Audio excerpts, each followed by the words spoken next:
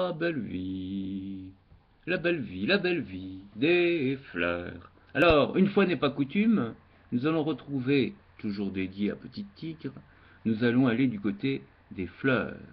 Donc, poème ici, ça s'appelle La révolte des fleurs, un recueil de Sully Prudhomme, qui n'est pas publié, j'ai l'impression qu'il n'est pas republié de nos jours.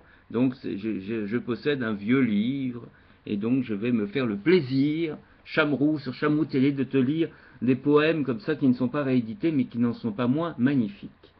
La rose dit un jour en pleurant, « Je m'ennuie, mon beau temps est fini, l'homme a fait l'air impur, la laine des cités me dérobe l'azur et le zéphyr m'apporte une âcre odeur de suie.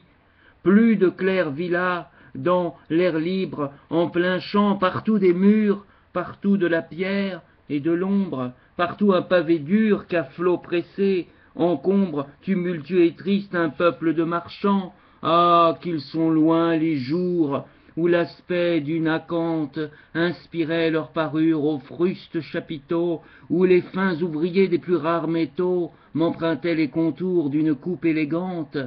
J'aidais l'amant à vaincre, il achète à 20 ans le plaisir sans pudeur d'un baiser sans prière, et l'amante confie aux doigts d'une ouvrière, pour fleurir ses cheveux, le travail du printemps.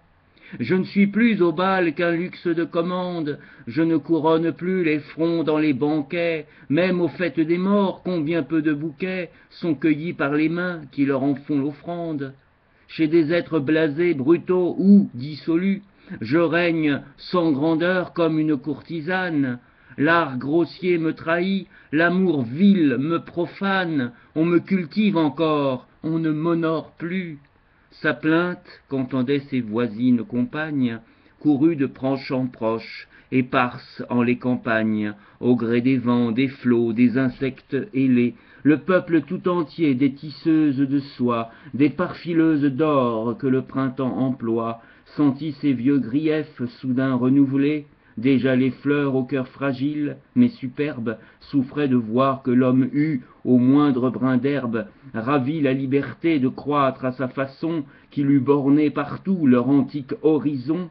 Elles pleuraient encore les oasis natales, le temps prodigieux des splendeurs végétales, avant qu'il eût partout mis leurs droits en péril, quand au sauvage essor d'un gigantesque avril, des continents entiers leur servaient de corbeille. Maudits les arts nouveaux et leurs tristes merveilles, par qui tous les bonheurs sont ici-bas troublés, répéta hautement cette fleur que les blés, dans les frissons errants de leurs cimes qui bougent, roulent comme un lambeau de quelque écharpe rouge, l'ardent coquelicot, prince des fleurs des champs, en qui l'air pur et libre a mis de fiers penchants.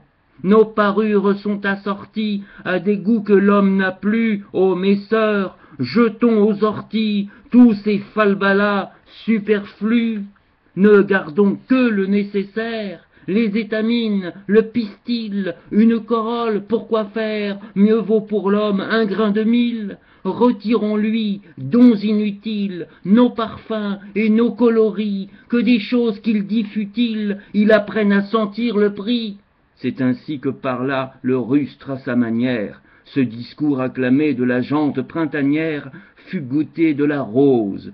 On jura sans délai de clore l'atelier des toilettes de mai. Voilà, c'était le premier, hein, il y a 1 et 2. Donc première partie de ce poème, La révolte des fleurs, de Sully Prudhomme, évidemment choisi par la petite Pauline.